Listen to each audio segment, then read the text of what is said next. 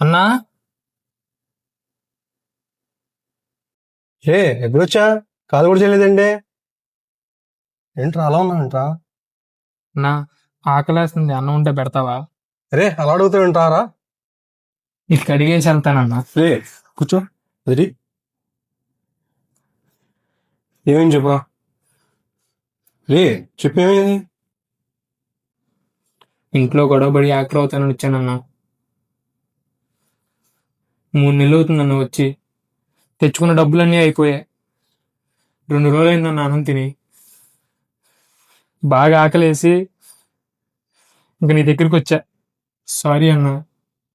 అరే ఏంట్రా నువ్వని కాదులేరా. నీలాగా ఎంతమంది ఇంట్లో చెప్పకుండా వచ్చేసి ఇక్కడికి ఇలాగే మిగిలిపోతున్నారు. ఏ ఆడిషన్కి వెళ్ళినా మళ్ళీ కాంటాక్ట్ అవుతాం అంటున్నారు కానీ ఒక్క అవకాశం కూడా ఇవ్వట్లేదన్నా. నాకేం చేయాలో ఏం అర్థం కావట్లేదన్నా.